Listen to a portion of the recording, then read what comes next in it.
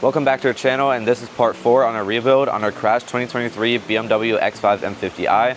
We made a lot of progress in our last video. If you haven't seen that, definitely go check that out. And in this video, we'll be working on the radiators as well as this radiator frame down here. We'll probably run into a few issues on the way there, but yeah, let's get started. So first, we're gonna get started by removing this transition oil cooler, which is just held in with one screw and already cracked open. So there's probably not gonna be any oil coming out.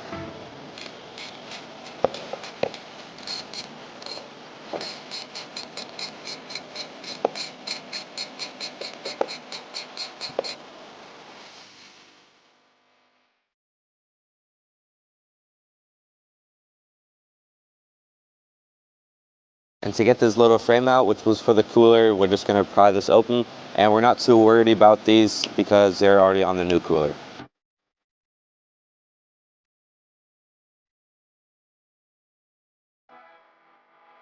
Since we're working with a variety of liquids here with coolers and oil and whatever, we just want to be safe and just put on some gloves just to be safe and sorry.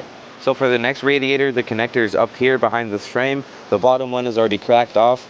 So to reach this one, we're gonna remove this frame, so we're gonna have to remove these 3 bolts. Kind of pry it open so we can reach these bolts because they're kind of smushed up in there. And then after we remove this, we're gonna remove the connector, and then we can probably remove this radiator. And also, we're doing this right now because this connector is still good. We don't want to damage it even more because that will save us a little bit of money. So that's why we're doing this. I'd appreciate it a lot if you could take your time real quick to like and subscribe, because it's just what helps this channel grow.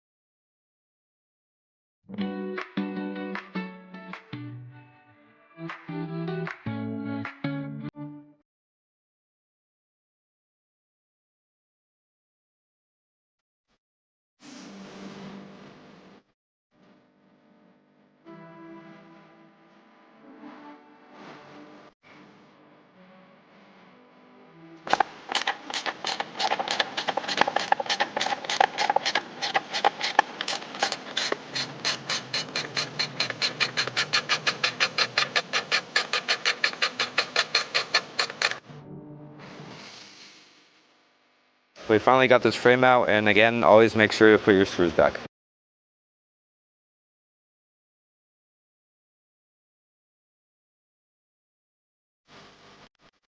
And to keep going with the radiators, to get these out, they're bolted on from the top.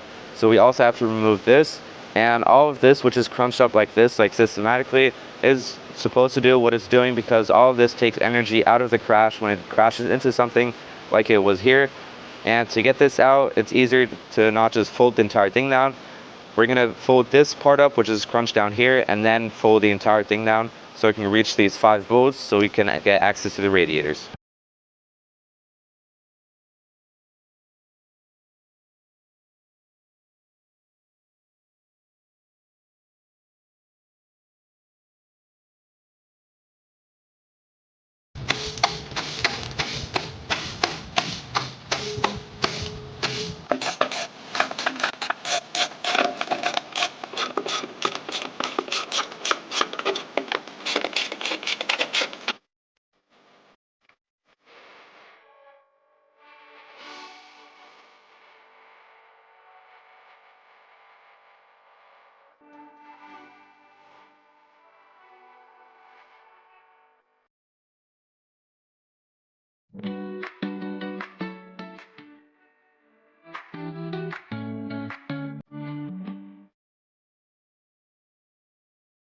So we finally got that radiator out, and it already looks a lot better, way less damage. And now we have the AC condenser, which has a lot of pressure on it if it's not broken. And so we're probably gonna have to take a quick break to look into that, and then have to take the Freon out, which is inside of it. And yeah, let's see. So for the AC condenser, there was definitely a lot of pressure still on there. We released some of it. There should be only professionals doing this. We have some friends that are professionals and are in this kind of work that do this. So we kind of have our phone jokers that we call them and ask for some help and advice. But we got some pressure off, and now we're gonna unscrew these, but also make sure to not be in front of it, and also don't get anything in your eye or whatever. make sure to wear gloves and safety glasses, but don't be in front of it, because if there's still some leftover pressure on it, it will come out of the connector here. So just be sure of that. And we're not saying whatever we do you should do, so it's your own risk if you try to do it. We take our own safety precautions with it. As you can see, we have our fan set up, so everything that comes out gets blown away immediately. And as you can still maybe hear, there's still some pressure on it, so we're slowly releasing it.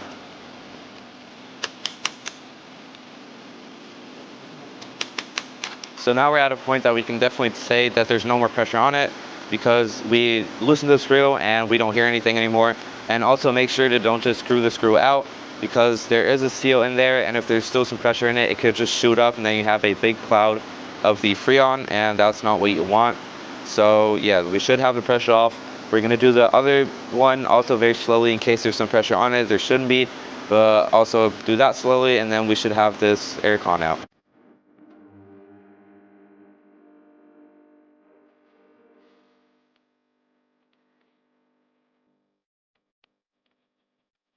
So now we finally got the aircon out, and this now is the main radiator, which is the cooling for the engine. So we're 99% sure that there's barely any fluid more in there, because when we had the car running, the engine did end up turning a little bit more hot than it's supposed to.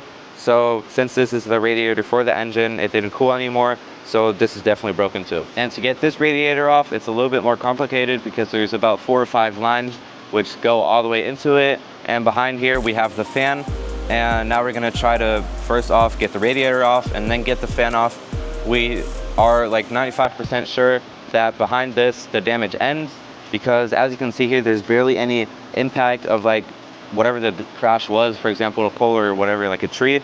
There's no impact of itself. All of this is because the other coolers and radiators crashed into it. This is like other stuff. This is like, for example, the frame of the other radiators.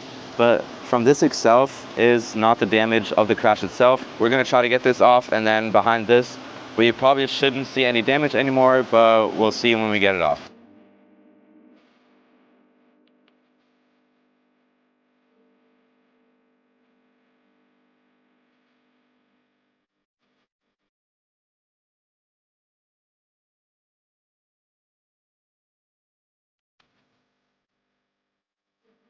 So we just got 2 of these coolant lines on this side off, and behind here, if you look for the fan, there's a very, very thick cable and connector. I don't know how much power this needs, but it looks like it needs a lot. So we're gonna disconnect that, and then we'll see.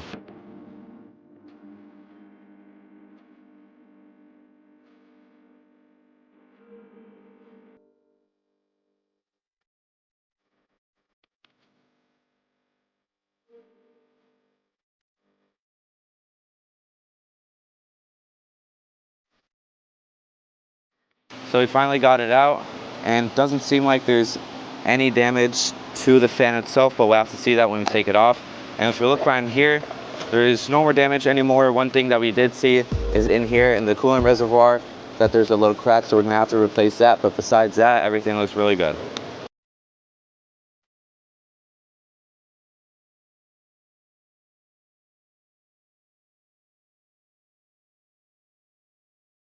We finally got all radiators out. We're really happy with what we see. Barely any damages anymore besides this little thing up here, but that's nothing. But it might not look like it, but we really are genuinely really happy about this.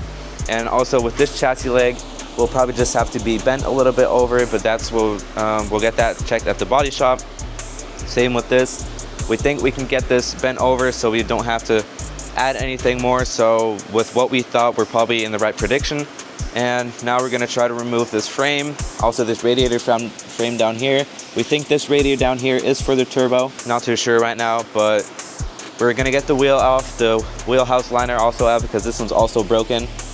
And then get the radiator frame, and then we should be good with that.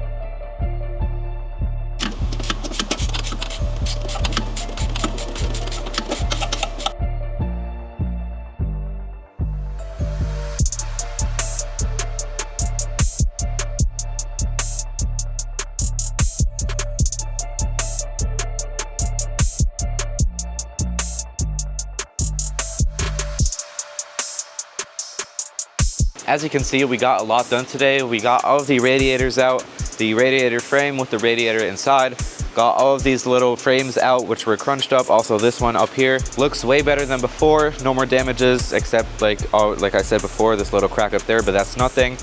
In here everything looks well. Again, this chassis leg is bent. We will have to get this done at our good friend Diego from the auto body shop. He's gonna take a look at it, tell us what we're gonna do. He definitely has the experience with it, and that's just the right way to do it. But besides that, looks very, very good.